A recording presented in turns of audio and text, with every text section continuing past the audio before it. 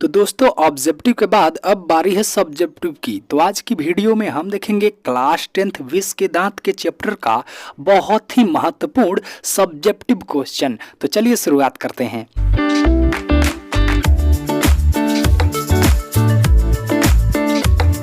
देखिए, इस चैप्टर से बहुत सारे सब्जेक्टिव प्रश्न बनते हैं, लेकिन हम आपके लिए वो सब्जेक्टिव लाए हैं जो आपके एग्जाम के लिए इंपॉर्टेंट है। तो चलिए शुरुआत करते हैं। और हाँ, इसका पीडीएफ आपको मेरे टेलीग्राम चैनल पे मिल जाएगा, उसका लिंक मैंने डिस्क्रिप्शन में दे रखा है। तो देखिए, पहला प्रश्न क्या बोलता है, खोखा किन मामलों में अपवाद था? तो इसका उत्तर होगा खोखा जीवन के नियम और घर के नियमों के मामले में अपवाद था। इतना छोटा आंसर। और हाँ, 2 नंबर में आए ना, 2 नंबर में, तो ये आपको छोटा छोटा आंसर देना है। बड़ा बड़ा आंसर लिखिएगा, उससे कुछ नहीं होगा। आप छोटा भी आंसर दे सकते हैं। देखिए दूसरा प्रश्न क्या बोलता है, सेन साहब अपने खोखा को क्या बनाना चाहते थे? मतलब जो सेन साहब थे, खोखा माने कौन? उस सेन साहब के बेटा का खोखा नाम था, उसको वो क्या बनाना चाहते थे? तो इसका उत्तर देखिए, सेन साहब अपने खोखा को इंजीनियर या बिजनेसमैन बनाना चाहते थे।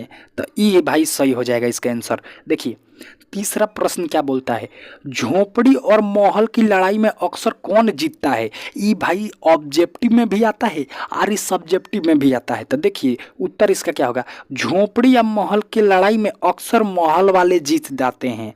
ओके, ये आपका आंसर सही हो जाएगा। देखिए ये हमारा कौन चौथा प्रश्न है।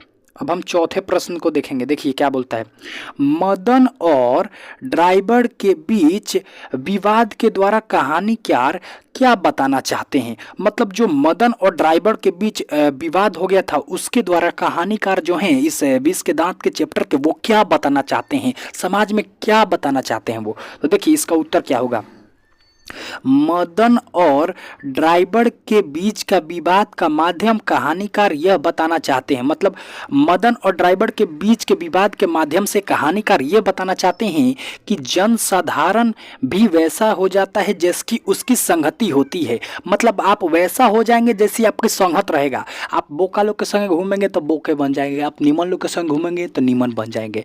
तो देखिए उसके बाद, ड्राइवर सेन साहेब का नमक खाता है, इसलिए सेन साहेब की बेटा को बदमाशी के नजर अंदाज करता है। भाई मालिक के बेटा अब खेलेगा कूदेगा चाहे एती फोड़ेगा तो ड्राइवर कुछ बोल सकता है का?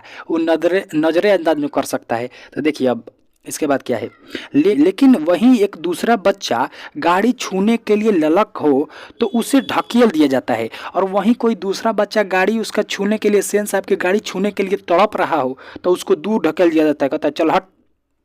और उसके बाद देखिए उल्टे उस पर गलत आरोप लगा दिया जाता है। यही भैया मदन और ड्राइवर के बीच विवाद कहानीकार बताना चाहते हैं कि क्या होता है। तो ये आपको एग्जाम में अपने लिख देना है। कैसे लिखेंगे आप? यहाँ पे अपने कॉपी में अगर नोट नहीं कर पा रहे हैं तो इसका पीडीएफ आपको मिल जाएगा ना भाई, उसमें से देखकर एकदम एचडी पीडीएफ मिलेगा, उसमें से देखकर अपने कॉपी में नोट करते चलिएगा। देखिए पांचवा प्रश्न हमारा क्या बोलता है, जो पांचवा प्रश्न है वो क्या बोलता है, सेन साहेब मदन की मां को क्या हिदायत दी? सेन साहब ने मदन की मां को क्या हिदायत दिया? तो देखिए सेन साहब ने क्या हिदायत दिया, तो इसका उत्तर होगा, सेन साहब ने मदन की मां को हिदायत दी कि मदन भविष्य में कार को छूना जैसी हरकत ना करे। भाई सेन साहब का कहे उसकी मां से कि ओए सुन लो, आज के बाद तुम्हारा बेटा कभी कार को छुएगा नहीं। यही भाई हिदायत दिए। अब देखिए छठवां प्रश्न क्या बोलता है, ये आपको लिख देना है, एकदम नंबर मिलेगा। देखिए गिरधर कौन था? तो गिरधर सेन साहेब के फैक्ट्री में किरानी था, और गिरधरवे के बेटा के नाम मदन था। ओके, अब देखिए सातवां प्रश्न क्या बोलता है, यह भी इम्पोर्टेंट है, आपके एग्जाम में आ सकता है। सेन साहिब के परिवार में बच्चों का पालन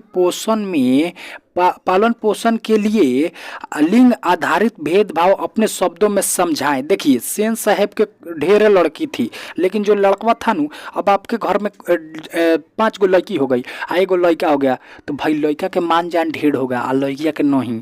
तो वही बताना चाहते हैं। तो आप किस प्रकार से लिखेंगे, अपने शब्दों में कैसे वर्णन करेंगे? तो आप ये ऐसे मत लिखिएगा, आप अपने शब्दों में लिखिएगा। पहले तो इस चैप्टर को बहुत अच्छी तरीके से पढ़िएगा, उसके बाद अपने शब्दों में लिखिएगा। कुछ भी लिख सकते हैं आप अपने शब्दों में। देखिए क्या लिखना है, सेन साहब के परिवार में 5 बेटी 1 बेटा है। भाई 5 गो बेटी आ 1 गो बेटा, तब बेटा का कितना मानजान होगा। तो यही तो बताना चाहते हैं भाई लेखक। सेन साहब पत्नी सहित बेटा को अधिक प्यार करते हैं। सेन साहब अपना पत्नी से भी ज़्यादा अपने बेटा को प्यार करते हैं। अगर कोई गलती भी बेटा कर देता है तो उसको आनंद आता था। मतलब बेटा अगर कोई गलती भी कर देता था तो सेन साहब हंसने लगते थे, आनंद आता था उसको। कोई नहीं आनंद आता बेटा को भविष्य में इंजीनियर बनाने का। दुई स्वप्न जो देख रहे थे, वो सोच रहे थे कि बेटा कुछ भी करे। भाई अगर कार फोड़ देता था, कार चाहे कुछ फोड़ देता था तो हंसने लगते थे, कहते थे कोई नहीं मेरा बेटा इंजीनियर बनेगा। तो देखिए उसके बाद क्या बोलते हैं, परंतु बेटी के लिए उनके हाथ मानो कठपुतली हो, हर एक समय माता पिता की आज्ञा का पालन तत्पर करती थी। सभ्य और सुशील बेटी के प्रति सेन दंपति का उतना प्यार नहीं था। भाई बेटी जौन थी वो बहुत अच्छा थी लो, हर एक आज्ञा के पालन करती थी लो, हर एक कहना मानती थी लो, हर एक अरावल करती थी लो, फिर भी उसका उतना मान जान नहीं था, उतना प्यार नहीं था जैसा कि बेटे के प्रति। तो देखिए सय और सुशील के प्रतिमूर्ति वह बेटियां कुछ भी बन सकती हैं, वह दिल में उम्मीद नहीं रखते थे। वो ये नहीं सोचते थे कि भाई बेटी है तो कुछ भी बन सकती है, कहीं भाई आगे चल कर प्रधानमंत्री बन जाए, ये ना, वो खाली अपना बेटे को सोचते थे। तो देखिए उसके बाद खान पीन में कासू जो कहता था तुरंत हाजिर हो जाता था। भाई जौन कासू था नु खोखा, वो जौची कहता था कि हम आज समोसा खाएंगे तो समोसा आ जाता था।